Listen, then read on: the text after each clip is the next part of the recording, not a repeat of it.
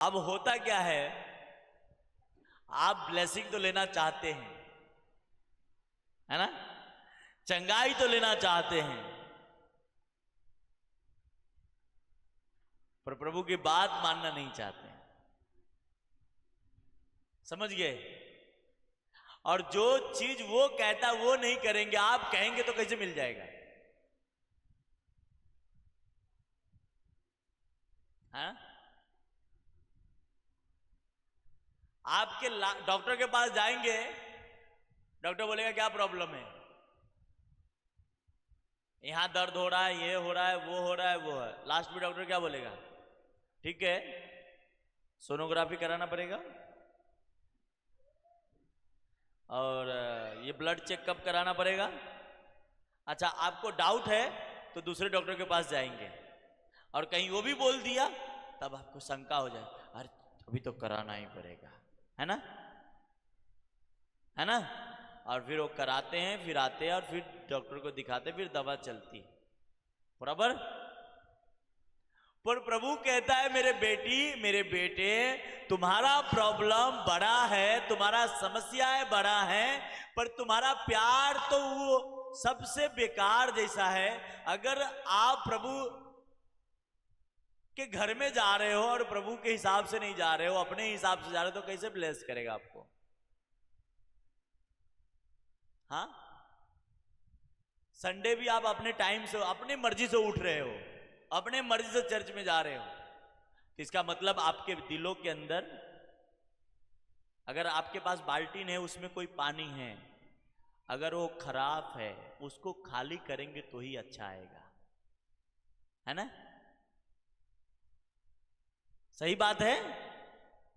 अगर आप उसे उसी में भरेंगे तो क्या होगा? वो भी खराब होगा। आप पहली बात, आप प्रभु मसीह हैं। मसीह लोगों को एक बात समझ में आनी चाहिए कि परमेश्वर वादों का पक्का है, पर परमेश्वर रूल का भी पक्का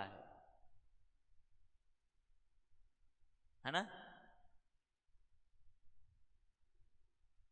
मुझे चुनने का परमेश्वर का एक ही रीजन था, मैं आपको बता देता हूं।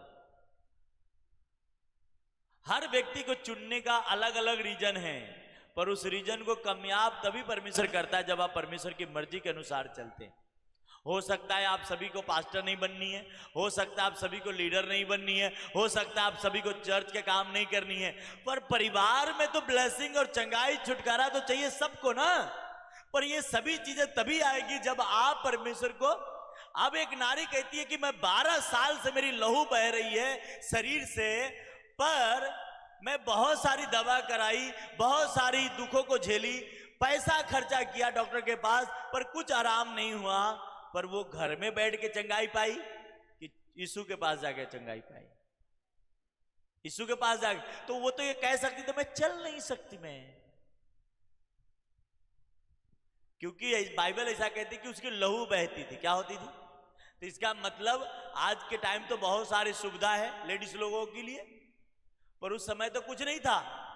इसका मतलब वो जब बाहर निकलती होगी उसकी कपड़ा भी खराब होता होगा, पर फिर भी कहती है कि मैं उसकी धागे को भी छू लूंगी तो चंगी होगी। पर कहता है कि यीशु के पीछे इतने 5,000 6,000 लोग चलते थे, और फिर उस बीच में वो गई और चंगाई पाई, उस बीच में जाके छुटकारा को पाया, पर घर में बैठ के छुटकारा नहीं पाया। आप चाहते हैं छुटकारा लेना, पर कभी टाइम पे आना नहीं चाहते।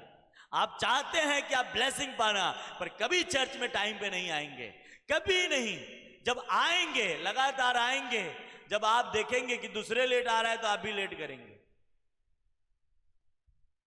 और आप कहते हो मैं बड़ा, आपसे कोई बोलेगा कितने साल का विश्वासी हो, तो बोलेंगे मैं आज 10 साल का विश्वासी हूं। अच्छा, और रोग से ग्रसित हो, बीमारी से ग्रसित हो, कर्ज में डूबे हुए हो, क्यों मालूम है?